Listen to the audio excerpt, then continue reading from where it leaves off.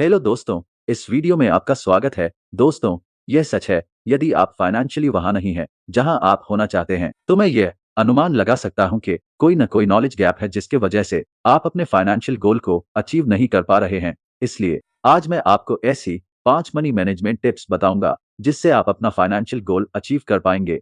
Tips number 1, leverage compound interest. दोस्तों, क्या आप अल्बर्ट आइंस्टीन को जानते हैं? अगर आप उनके बारे में जानते हैं, तो आपको ये पता होगा कि वह एक तेज दिमाग के साथ साथ वह एक बहुत बड़े साइंटिस्ट भी थे। उन्होंने कहा था, कंपाउंड इंटरेस्ट दुनिया का 8वां अजूबा है। और उन्होंने ऐसा क्यों कहा?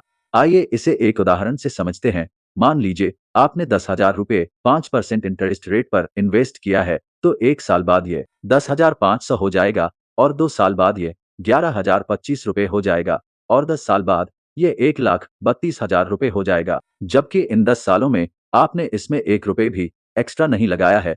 इसलिए अगर आप कंपाउंडिंग का लाभ उठाना चाहते हैं, तो आप जितना जल्दी हो सके इन्वेस्टमेंट स्टार्ट कर दे, क्योंकि कंपाउंडिंग में वेल्थ के ग्रो करने का सबसे बड़ा फैक्टर टाइम होता है। आप जितना लंबे समय तक के लिए इन्वेस्ट करेंगे या उतना ही ज्यादा वेल्थ क्रिएट कर पाएंगे।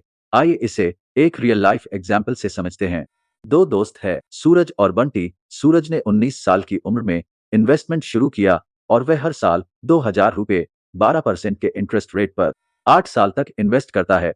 यानी जब सूरज की उम्र 26 साल होती है, वह इन्वेस्टमेंट बंद कर देता है और बंटी 27 साल की एज में इन्वेस्टमेंट शुरू करता है और वह 65 साल की एज तक 2,000 पर ईयर उसी रेट पर इन्वेस्टमेंट करता है। यानी सूरज केवल 8 साल तक इन्वेस्ट किया है, जबकि बंटी 39 साल तक इन्वेस्टमेंट किया है। तो अब बताइए, जब दोनों की एज 65 साल हो जाएगी, तब किसके पास सबसे ज्यादा पैसा होगा? नॉर्मल लोगों का जवाब होगा, बंटी के पास ज्यादा पैसा होगा, क्योंकि उसने ज्यादा साल तक इन्वेस्ट किया है। लेकिन यह जवाब गलत है, क्योंकि जब दोनों की एज 65 साल होगी, तो बंटी के पास 15,32,166 रुपये होगा, जबकि सूरज के पास 22,88,996 रुपये होगा।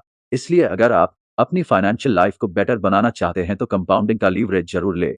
Tips number 2, build multiple income sources. अगर कॉलेज से निकलने के बाद आपकी नई नई जॉब लगी है, तो अब देखेंगे कि आपका जितना इनकम है उतना ही खर्च हो जा रहा है, क्योंकि आपको रेंट देना होता है। अगर स्टूडेंट लोन है, तो वह भी देना पड़ता है, ग्रोसरी खरीदनी पड़ती है और भी जरूरत के सामान खरीदना पड़ता है। और आप हॉलीडे वेकेशन, बच्चों की एजुकेशन या घर खरीदने के लिए पैसा नहीं सेव कर पाते हैं। हमें हमेशा यह बताया जाता है कि यदि हम कॉलेज जाते हैं और एक अच्छी सी नौकरी पा जाते हैं, तो हमें कभी भी पैसों की दिक्कत नहीं होगी। लेकिन यह सत्य नहीं है, क्योंकि जॉब में आपकी सैलरी बहुत ही स्लो ग्रो करती है, जबकि महंगाई तेजी से बढ़ती जाती है, जिसकी वजह से आपकी कॉस्ट ऑफ लिविंग आपकी इनकम से ज्यादा हो जाती है। इसलिए मेरा मानना है कि हमें मल्टीपल सोर्स ऑफ इनकम जरूर क्रिएट करना चाहिए, क्योंकि 9 to 5 की जॉब से आप फाइनेंशियली फ्री नहीं हो सकते हैं। आजकल मल्टीपल इनकम सोर्स के कई तरीके हैं, जैसे यूट्यूब, फ्रीलांसिंग या अन्य कोई साइड बिजनेस इत्यादि। Tips number 3, plan for emergency. अगर आपकी गाड़ी खराब हो जाती है, उसका ब्रेक टूट जाता है या आपके घर में कोई बीमार हो जाता है, तो ऐसी सिचुएशन में अब आपको पॉजिटिव माइंडसेट रखना है, क्योंकि ये रियलिटी है कि इमरजेंसी कभी बताकर नहीं आती। इसलिए ऐसी सिचुएशन से निपटने के लिए हमें हमेशा पहले से ही तैयारी करके रखना चाहिए। आपने बहुत से इन्वेस्टमेंट गुरु से सुना होगा कि हमें कम से कम 6 महीने तक का इमरजेंसी फंड रखना चाहिए, लेकिन मेरा मानना यह है कि हमें कम से कम 1 साल तक का इमरजेंसी फंड रखना चाहिए। ऐसा करने से आप मेंटली ज्यादा दिनों तक काम रह सकते हैं, जिससे आप अपना ध्यान इमरजेंसी से हटाकर दूसरे कामों पर लगा सकते हैं। अब आप ये सोच रहे होंगे कि मैं अपना इमरजेंसी प्लान कैसे बना सकता हूं, तो आपको मैं ऐसी स्ट्रैटेजी बताता हूं जिसे मैं खुद फॉलो करता हूं। स्टेप नंबर 1, सबसे पहले आप अपने 1 महीने के जरूरी खर्चों को कैलकुलेट करें, जैसे home rent, grocery, recurring insurance, बच्चों की स्कूल फी या और भी जरूरत के खर्चे जिनकी हर महीने आपको जरूरत होती है। उसके बाद उसे 12 से मल्टीप्लाई कर दें। उसके बाद जो अमाउंट आएगा, ये वही अमाउंट होगा जिसे आपको इमरजेंसी के लिए कलेक्ट करना है। स्टेप नंबर 2, अब आपके पास एक टारगेट अमाउंट है जिसे आपको अचीव करना है। इसके लिए आप एक अलग से बैंक अकाउंट खोले और उसमें अपनी इनकम का 10% ऑटो डिटेक्ट करा सकते हैं। इस तरह से आप अपना टारगेट इमरजेंसी अमाउंट को कलेक्ट कर सकते हैं। और अगर आपको हमारी स्ट्रैटेजी पसंद आई, तो प्लीज वीडियो को लाइक और चैनल को सब्सक्राइब कर लीजिए।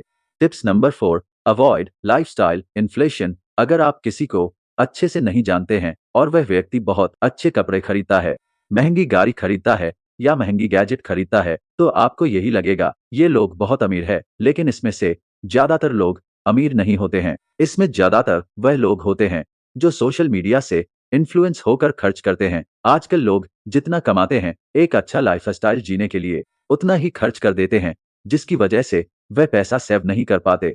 पुअर माइंडसेट के लोग ऐसे होते हैं कि यदि उनकी इनकम 35 से 40 हजार है तो बाइक से चलते हैं, और जैसे ही उनकी प्रमोशन होती है और इनकम 80 से 90 हजार पहुंच जाती है तो कार से चलने लगते हैं और उनका खर्च भी बढ़ता चला जाता है।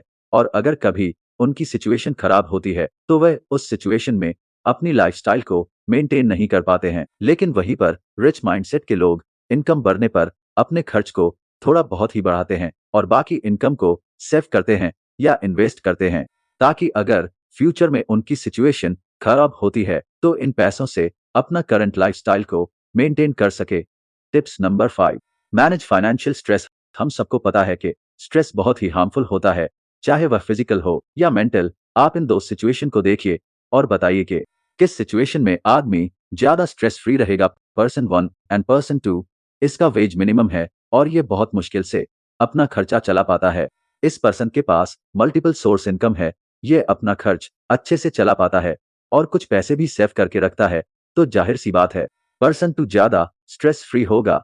इसलिए अपने फाइनेंशियल स्ट्रेस को कम करने के लिए डेट को कम करें, इंश्योरेंस खरीदे, मल्टीपल इनकम सोर्स बनाए और फ्रेंड और फैमिली के साथ टाइम स्पेंड करें। और अगर आपको ये वीडियो पसंद आए तो प्लीज वीडियो को लाइक और चैनल को सब्सक्राइब कर लीजिए।